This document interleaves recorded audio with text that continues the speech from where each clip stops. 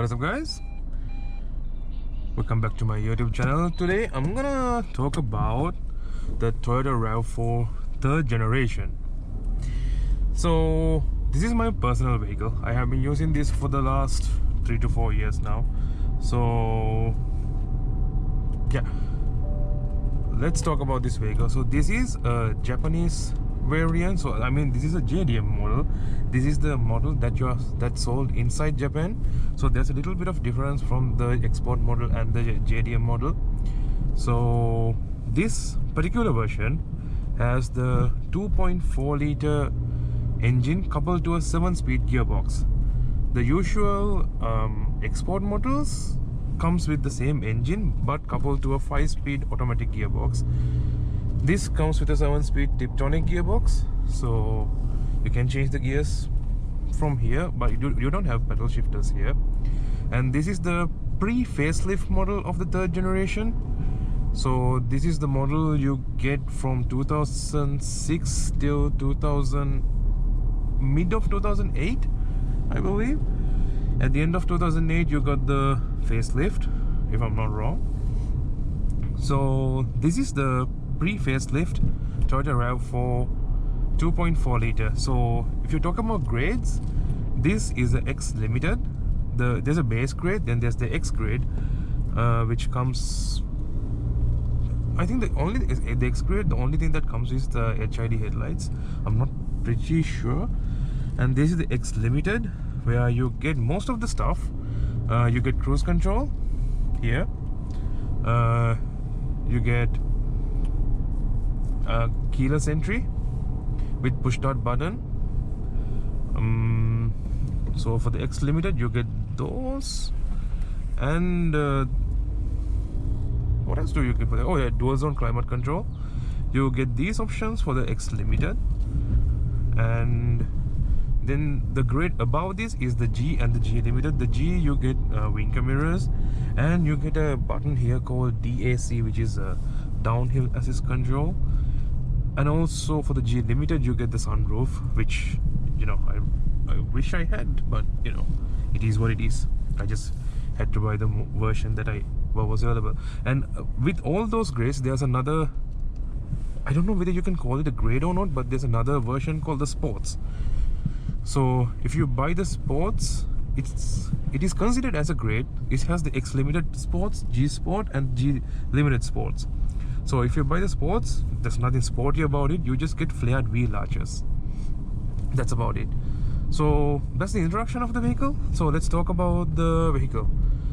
I really like this car. That's why I have kept this car for the last 3 to 4 years, because it's a very spacious car. I feel very comfortable driving it. I like the engine. It's so powerful. It gets 0 to 100 in around 10.5 seconds. I believe it's 10.8 seconds when it's brand new. I'm not sure what will be the 0 to 100 times right now.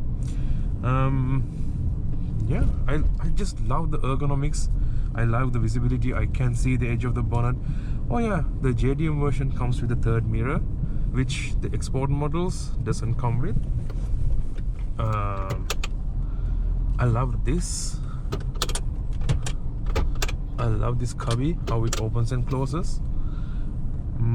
The rear seats are very spacious, and you can fold down the seats, and you can recline the seats as well. So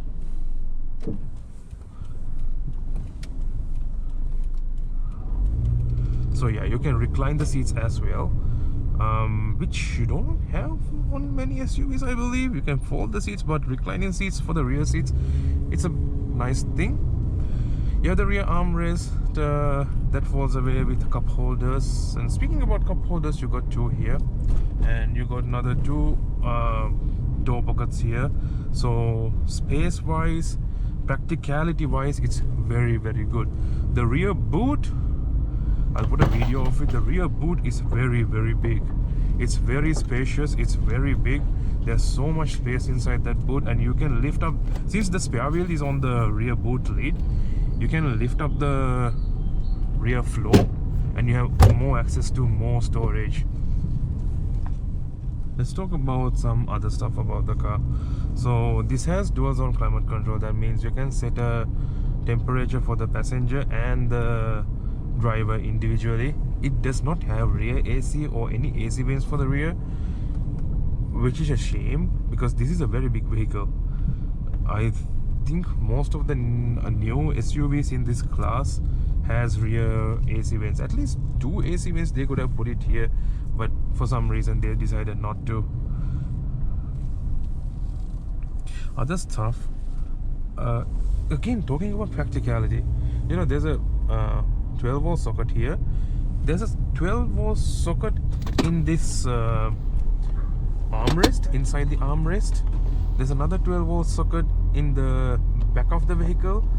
So, you know, if you're going camping, if you're going on a long journey, you need to cook something, you need to charge something while you're there. That's just, it's very, very, very practical. I love how practical this is. The engine is, I think, the best thing about this vehicle. I love this engine.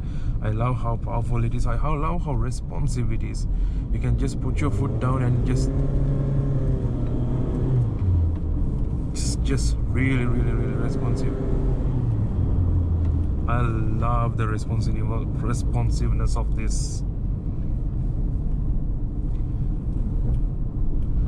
I love the headlights. So I'm not sure about the export models. I'm really not sure about the export models, but the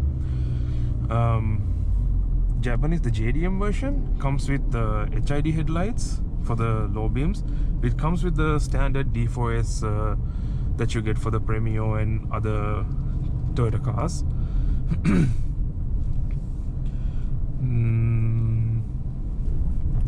I have fitted some auxiliary fog lights,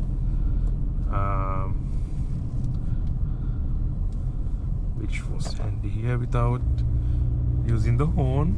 Yeah, thank you guys. And I have changed the horn as well, which I will demonstrate right. Yep, so I have put a Bosch Europa there. Yeah, that's about it. This car is just my favorite right now. I have been using this for some time now. I've absolutely love the car. And if you saw the outside video, the front grille is a little bit special. There is the Toyota TRD grill. I don't know whether you could call it this is sports grill. It's a sports grill. It's an optional extra that was selected in Japan when the first owner bought this vehicle from the dealers. So yeah, I just love the all-round visibility. I love how easy it is to drive this. It's despite this is a very big vehicle. This is quite large, to be honest. It's a fat vehicle, if I say so. Being a very fat vehicle, this is very easy to drive. This is wider. Okay, I shouldn't have used the word fat, but yeah, this is wider than the Premio or Corolla or anything. I think same, a little bit wider than the Prius as well. So despite that's why I think that's why you have so much interior space. But yeah, it's a very, very nice vehicle to use. And yeah, that's it for my review. If there's anything you need to know about the Toyota Rav4, the third generation, do say in the comments. Oh, one last thing. I know that people will ask what is the fuel consumption of this vehicle, and this does around average of 7 kilometers per liter. It's not the most economical vehicle out there. Yeah, it is not the most economical vehicle out there, but yeah, thank you guys for watching. I'll see you in the next one. Do like and subscribe to support the channel.